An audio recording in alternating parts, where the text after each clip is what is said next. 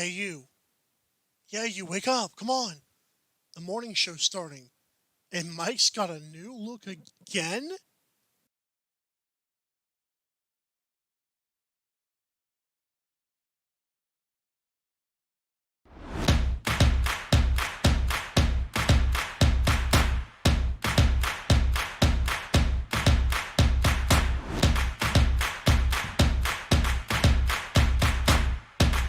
Drink Aid, ready for distribution worldwide.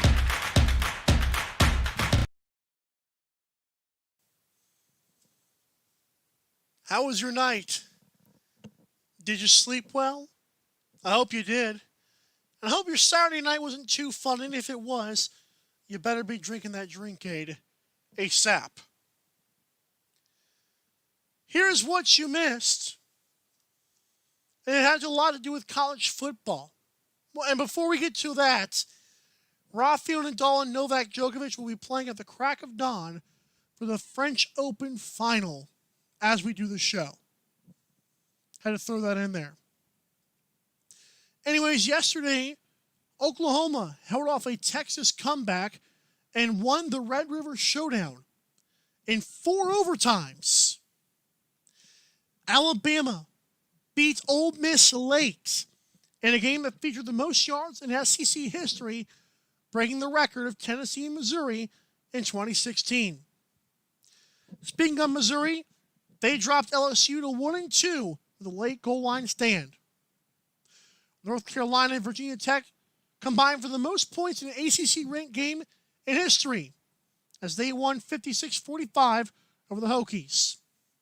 Speaking of the ACC in a top 10 showdown, Clemson walloped Miami 42-17. With that being said, here are our topics for today's show. Look, a new look. Love this stuff. On today's show, we'll talk Tom Brady getting dementia late against the Bears. We'll talk NBA Finals Game 5 and a little bit of a preview of Game 6. College football, what do I make of the season so far? Who are the top 10 teams? Another Mike Rank coming your way. And finally, we'll do NFL Pick'em, which could or could not include Monday evening football between the Broncos and the Patriots and a Tuesday night football battle in CBS of unbeaten teams. Let's go. Let's start off with Tom Brady, who is starting to lose his mind. On Thursday Night Football, Nick Foles and the Chicago Bears played the Tampa Bay Buccaneers in Chicago. The Bears' defense stepped up again, as they have all season, but have still not really convinced Chicago is a good 4-1 team. The reason is they've beaten the Lions and the Falcons on miraculous comebacks. They beat the Giants, who have no offensive line, and now Tom Brady, who's 43, going on 73.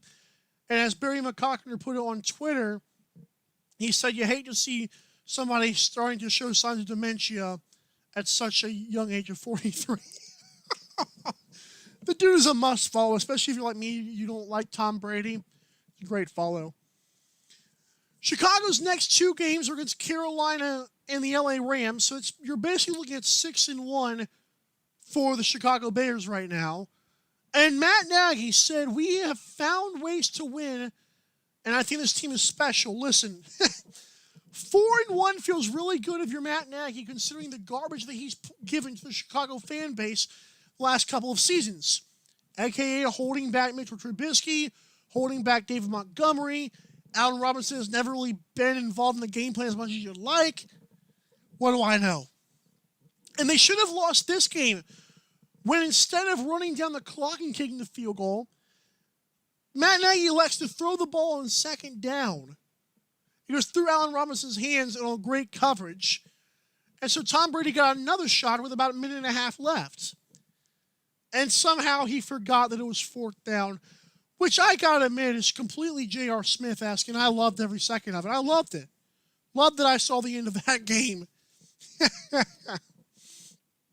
And sticking with my narrative here, Why does Daniel Jones receive criticism?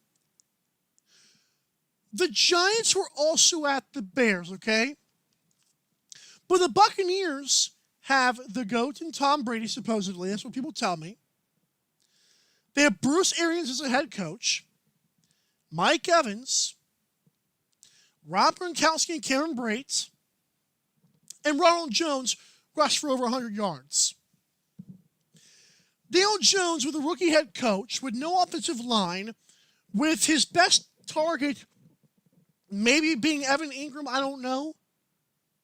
No running game, and a rookie head coach. I don't know if I mentioned that already. He scored 13 and lost. Tom Brady scored 19 and lost. So where's the difference here? I think Daniel Jones looked pretty impressive against the Bears. And I will not let that go by the wayside that you guys told me he could not throw a football. Is what it is. The NBA Finals Game 5 did not end on Friday night. Well, the game ended, but not the series, unfortunately, for me. Because, see, I didn't have to work on Friday. I was like, yes, okay, here we go.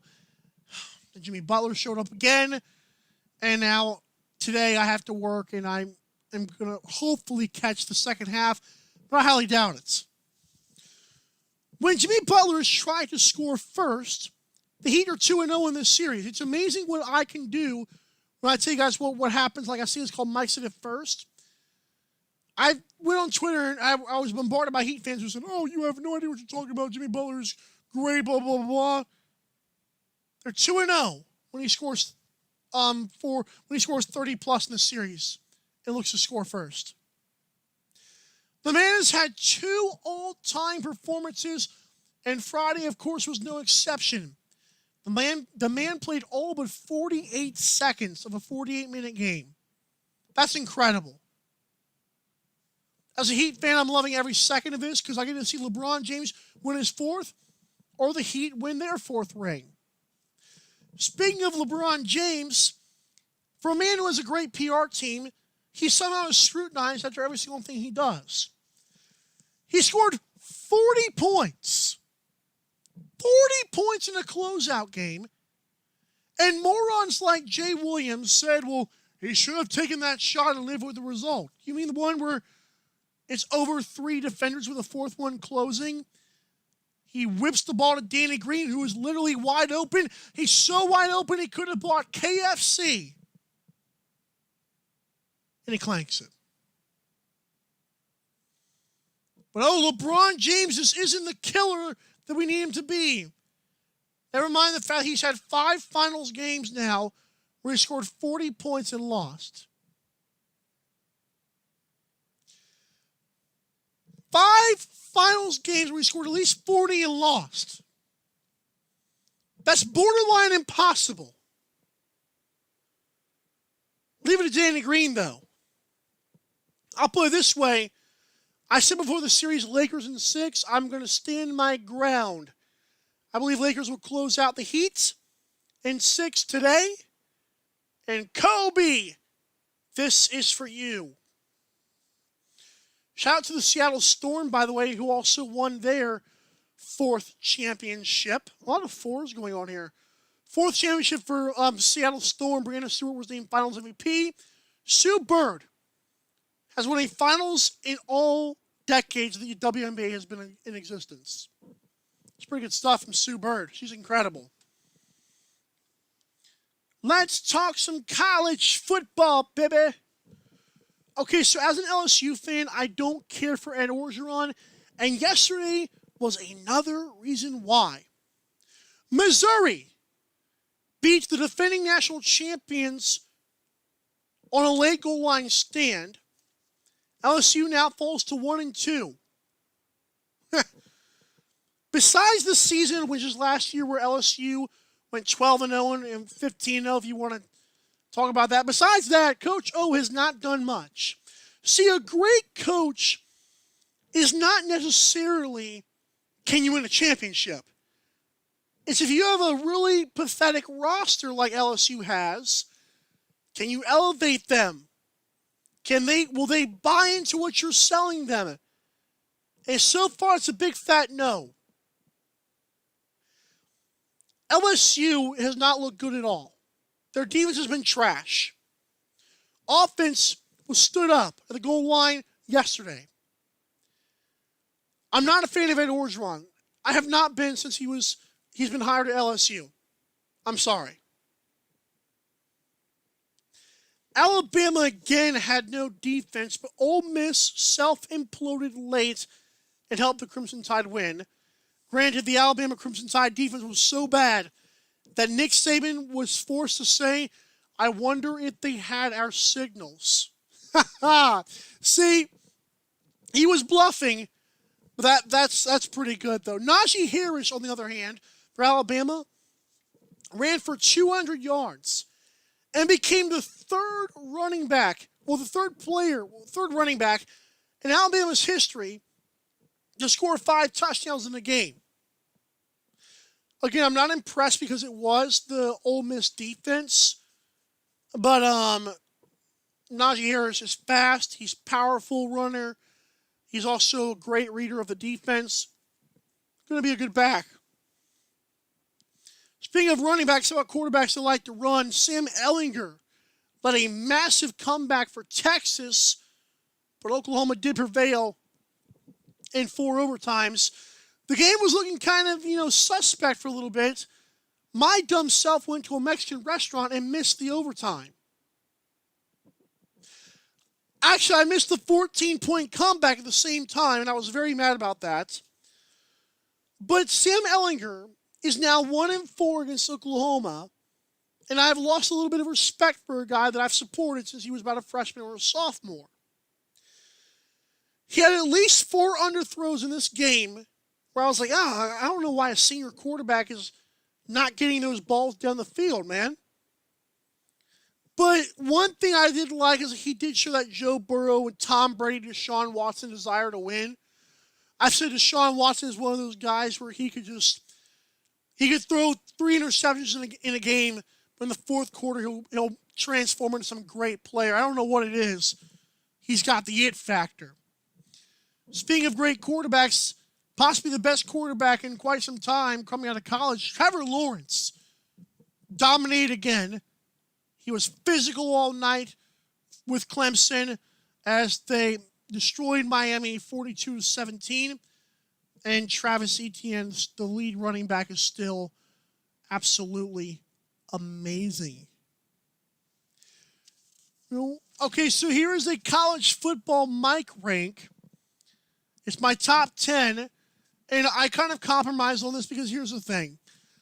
I wanted to do like a thing where I just choose the 10 best teams, but that would mean that like Texas or Oklahoma would probably be above a team like Cincinnati or Oklahoma State. So what I did is I kept it record-wise and kind of like the AP, just with my own little twist on it. Number 1, I've got Clemson. I don't know if anybody's going to touch them this year. Their defense played outstanding yesterday for Brent Venables. And so I think they're the number 1 team in the nation. Number 2, Alabama. Their defense is really bad. But their offense has got Devontae Smith, Najee Harris, and a pretty competent Mac Jones. Georgia Bulldogs with Kirby Smart as head coach. Tennessee was up 21-17. And then Georgia defense finally woke up. I don't like the first half of Georgia so far this season. Then again, Arkansas made Auburn look pretty bad again. But Arkansas almost beat Georgia. Same thing with Tennessee. They were looking pretty good early. Georgia cannot have those games where they keep on going down the first half. Number 4, Ohio State. It's only a matter of time before they start playing. Can't wait till they do, honestly. Number 5, Notre Dame Fighting Irish. They're bound to fall, but they're number 5 for now. Number 6, North Carolina Tar Heels, who did score 56 against Virginia Tech. Number 7, Oklahoma State with Chuba Hubbard carrying that team. Number 8, the Florida Gators, who did lose. Texas A&M. I'm not surprised about that game. I'm surprised Florida couldn't keep up with their score. Kellen Mond was pretty good as well. Number 9, Penn State. And number 10 is Miami, who did get beat by the number 1 team in the country. So I don't push them out of my top 10. I feel like the AP might do that, but it's whatever. After a word from my bookie and weight loss, which I need some of, we'll talk about the first 1 o'clock games for the NFL Pick'em. Hope you guys are ready. Stay tuned.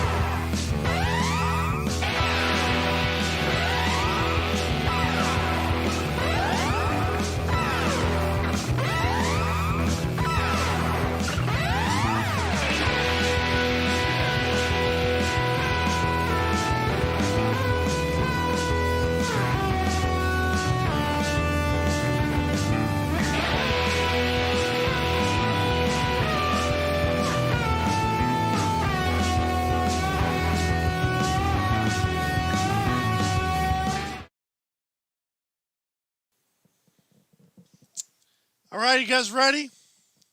I actually had a good week last week on Pick'em.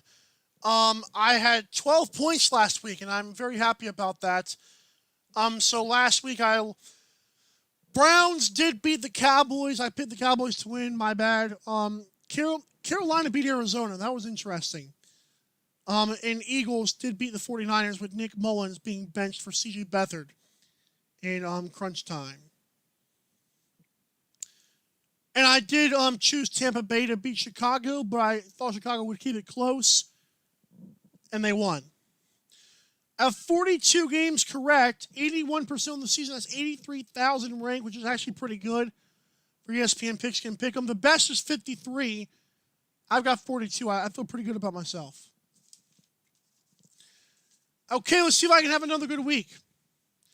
First game I'm going to talk about here is 0-4 Falcons against the 2-2 Carolina Panthers.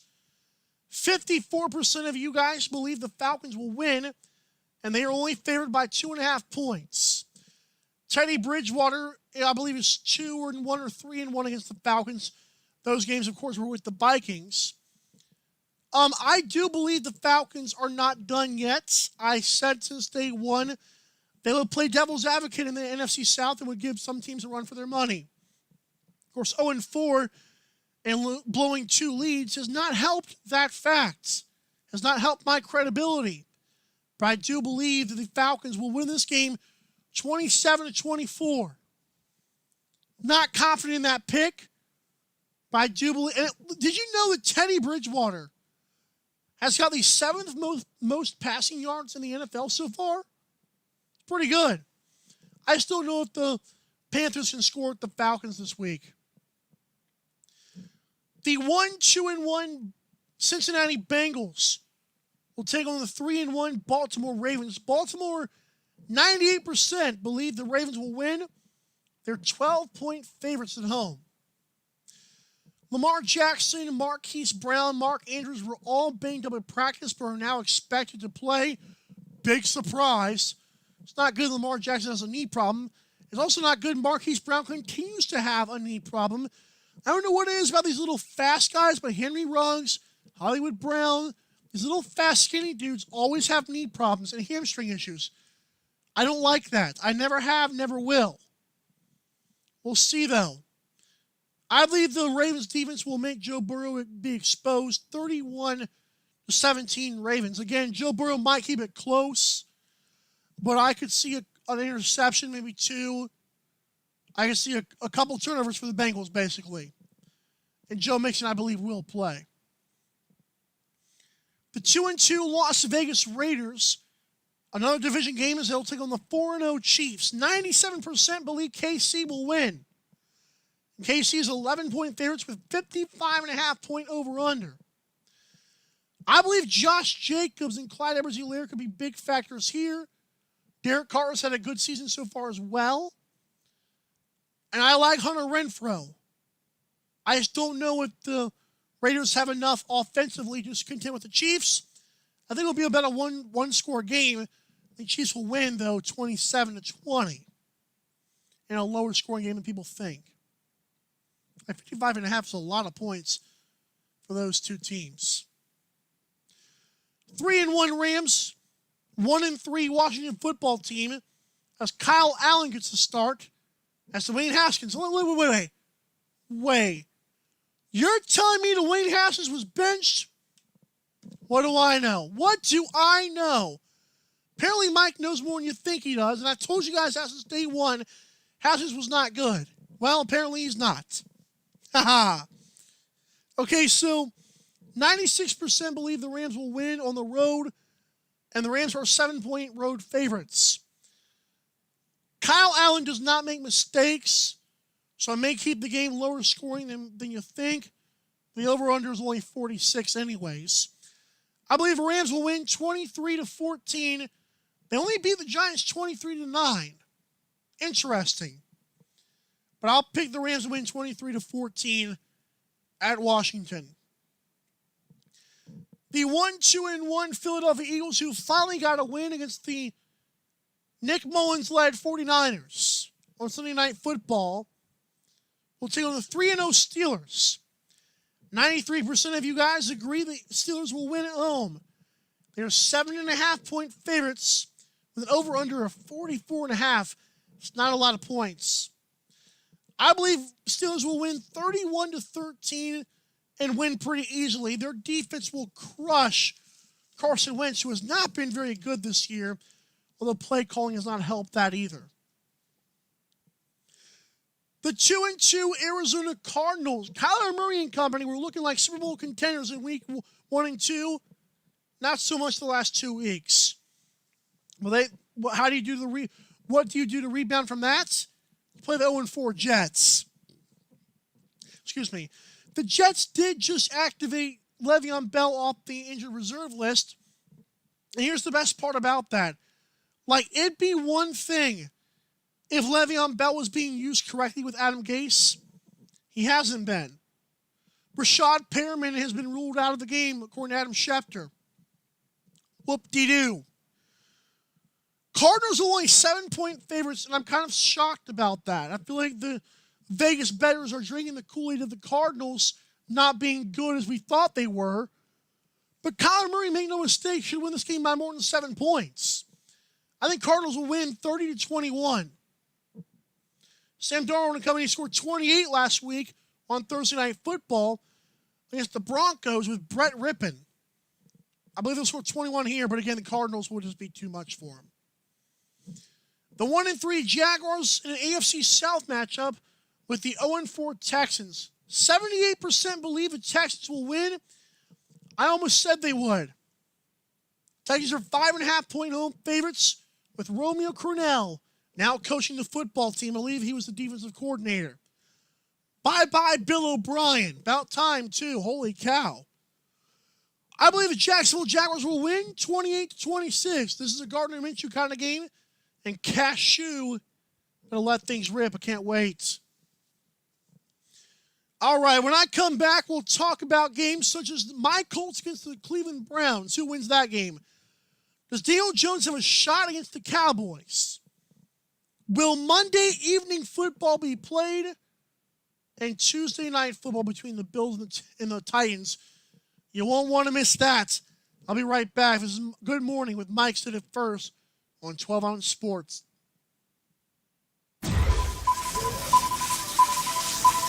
James A. Paxton here, weekly blog writer and host of The Media's Input, and this is 12 Ounce Sports. It's Wednesday, my dude.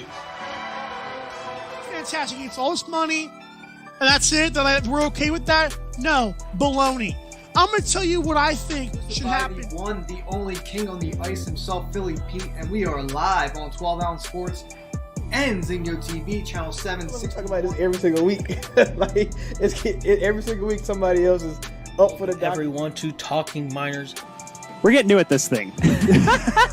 Great start to the show, everybody. Oh, I'm going to give you all 30 seconds to make sure you get your popcorn and your soda can. Welcome in live to the 12-Ounce Sports Studio. World Hockey Report live comes here on 12-Ounce Sports.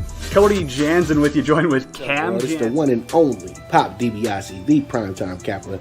And I got the anglers, the primetime anglers on 12-Ounce Sports. Smarter by watching the Captain Lou Extravaganza live every Tuesday night at 8 on the 12-Ounce Sports Network.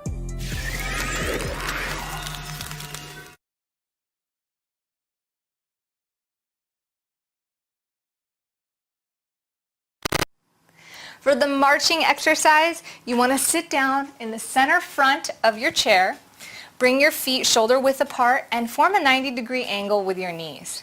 From here, you're going to lift one foot and raise the opposite arm, just as you march in place in your chair. Make sure you keep that core nice and tight and you breathe into it, and also maintain good posture with a straight back.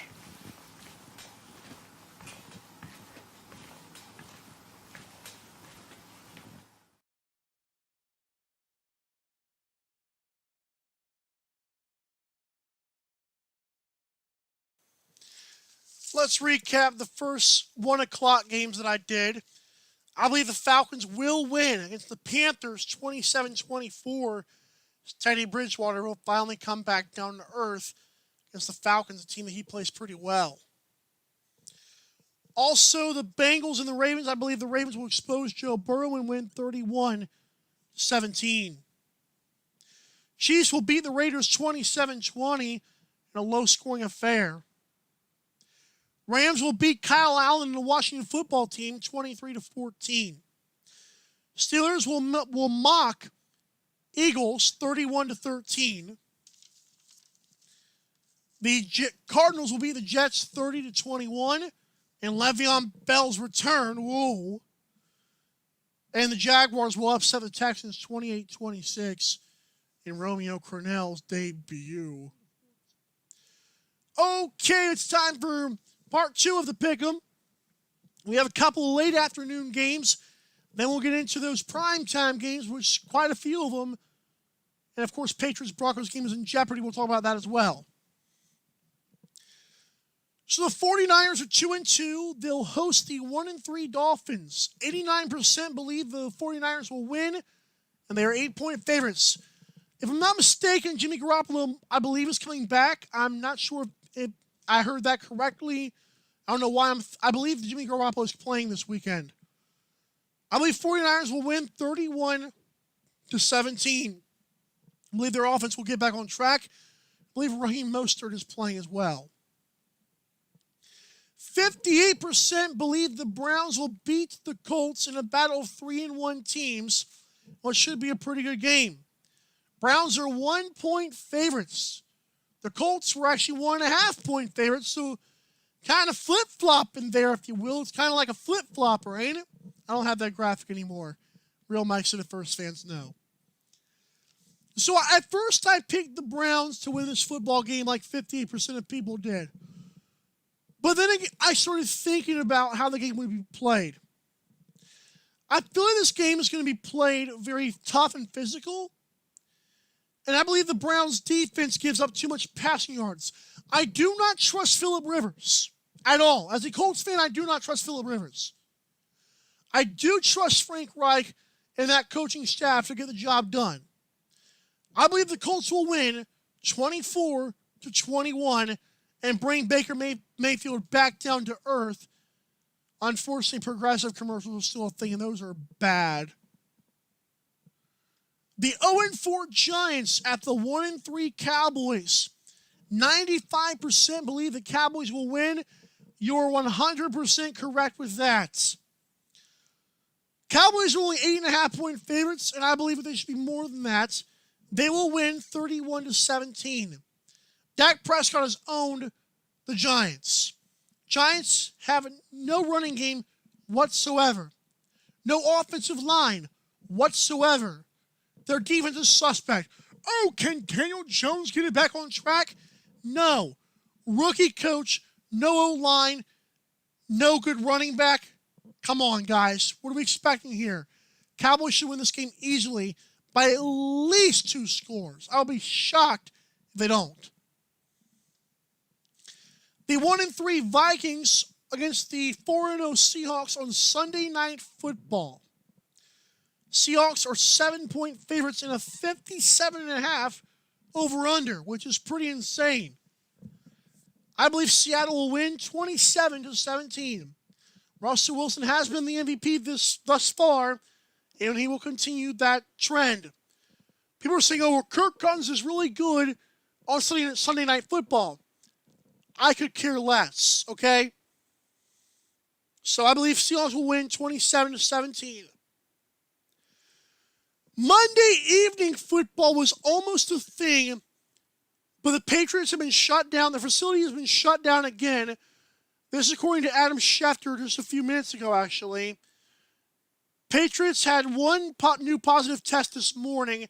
Their building is now shut down while further testing is conducted. That was 13 minutes ago from the Adam Schefter on Twitter. It's kind of sad. I give a lot of credit to Bill Belichick, who said this week that he prioritizes team safety and family safety over football. That was shocking coming from that man. He comes across the stone-cold killer and a guy who only cares about football. That's a new level of respect and humanity from Bill Belichick. Also, Jason McCourty, who's part of a podcast with his twin brother, said the NFL prioritizes games over player safety. That was interesting. Cam Newton already cannot play due to the coronavirus. And this week they were going to play the Broncos. I thought the Patriots were going to win Monday evening football, which started at 5 p.m. Eastern. I thought they might win 24-17. Unfortunately, that might not be a thing. And MEF is now canceled. So we'll see. It's probably going to be postponed, if we're being quite honest. I dropped my phone. There we go. It's probably going to be postponed. It's sad, but it has to happen. So Broncos, Patriots, if the game is played, Patriots 24-17, we don't know. It's probably not. Monday Night Football is being played as scheduled. The 2-2 Saints and the 1-3 Chargers. 92% believe the Saints will win, and 92% are correct. Saints will win 31-20 as Justin Herbert continues his career start against the Saints defense. How's some Tuesday Night Football on CBS? How? So Jim Nantz and Tony Romo, I believe, will be working prime time for the second week in a row. Of course, last week we saw the Patriots look terrible on offense against the Chiefs. This week it's the 4-0 Bills and the 3-0 Titans. 79% believe the Bills will win. I'm surprised it's not more. I believe Bills will win Tuesday Night Football 27-17. When we come back, we're going to do a show recap, including a recap of all my picks. This has been Good Morning with Mike Sidda First. Don't you go anywhere.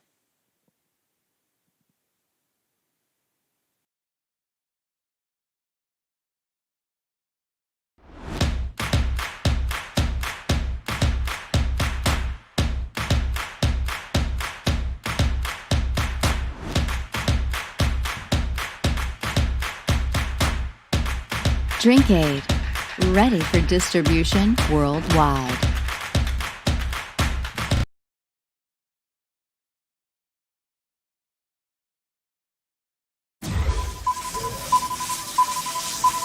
James A. Paxton here, weekly blog writer and host of The Media's Input, and this is 12 Ounce Sports. It's Wednesday, my dude. Fantastic. It's all this money, and that's it? We're okay with that? No. Baloney. I'm going to tell you what I think should happen. The one, the only king on the ice himself, Philly Pete, and we are live on 12 Ounce Sports and Zingo TV, channel 7. We talk about this every single week. Every single week somebody else is up for the document. Everyone to talking minors. We're getting new at this thing. Great start to the show, everybody. I'm going to give you all 30 seconds to make sure you get your popcorn and your soda can Welcome in live to the 12-ounce sports studio. World Hockey Report live comes to you on 12-ounce sports. Cody Jansen with you, joined with Cam It's Jansen. the one and only Pop DiBiase, the primetime capper, and I got the Angles, the primetime Angles on 12-ounce sports. Smarter by watching the Captain Lou Extravaganza live every Tuesday night at 8 on the 12-ounce Sports Network.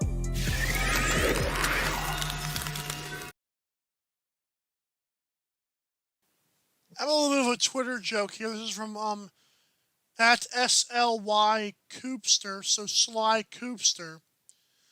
They call me 007 at work.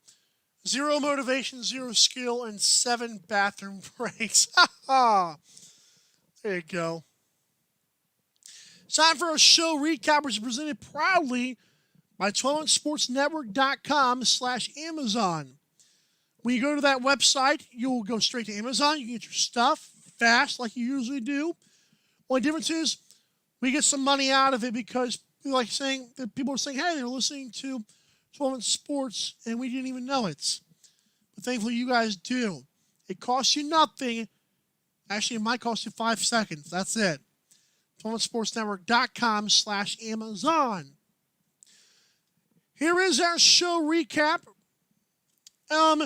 So Tom Brady played the Chicago Bears on Thursday Night Football, and Brady was exposed, looking like crap. NBA Finals Game 5, Jimmy Butler put a historic performance for the second time in a row, the second game in the series. LeBron James scoring 40 points, but was scrutinized for making the right play. Doesn't make any sense to me. In college football, my mic rank is Clemson at 1, Alabama, Georgia, Ohio State, and Notre Dame at 5, North Carolina, Oklahoma State, Florida, Penn State, and Miami at 10. Here's my pick'em for the week. Falcons will beat the Panthers. Ravens will beat the Bengals. Chiefs will beat the Raiders. The Rams will beat the football team 23-14. Steelers will beat the Eagles. Cardinals will beat the Jets. Jaguars will upset the Texans. 49ers will beat the Dolphins. Colts will beat the Browns. My Colts will beat the Browns. Cowboys will throttle the Giants. Seahawks will beat the Vikings on Sunday Night Football. If Monday Evening Football is played, we're going to have the Patriots beat the Broncos, though it probably won't be played. Monday Night Football, the Saints will beat the Chargers. And Tuesday Night Football, the Bills will beat the Titans. If that game is played, Titans have more positive tests as we speak. Make sure that's about it for now. Okay. Oh, breaking news from Adam Schefter. The NFL still plans to play Monday's Broncos-Patriots game, source tells ESPN. There's further testing this morning in New England. It takes a few hours to get back those results, but as of now, the league expects to have more answers later today with the game played Monday. So Monday Evening Football might be a thing, and I cannot wait. Again, mybookie.ag is your place to be. And you're asking, why is that, Michael? Why is mybookie.ag the place to be? It's a great question. It's a really good question, actually. Okay. We've got sports back pretty much every day now. And if you want to support the 12-ounce sports team, there's an easy way to get in on the action. 12-ounce sports is going to hook you up with a crazy deal when you sign up and make your first deposit on mybookie.ag. When you make that first deposit on mybookie.ag, they'll match your first deposit up to $1,000 when you punch in the promo code 12-ounce sports. That's 12OZ sports, all caps, no spaces. When signing up on mybookie.ag, get your deposit matched up to $1,000.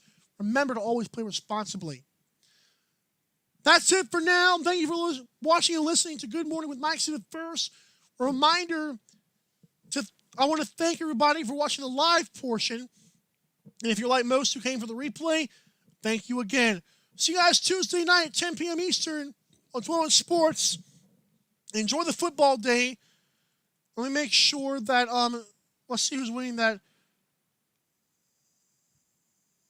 Oh, okay. Anyways, let's see who's winning the French Open. I don't see it. Well, apparently it's not happening as soon as I thought it was. Anyways, Rafa Nadal and Novak Djokovic in the French Open final. That should be a good one. Have a great one, guys. Enjoy your weekend. It's almost over. Peace.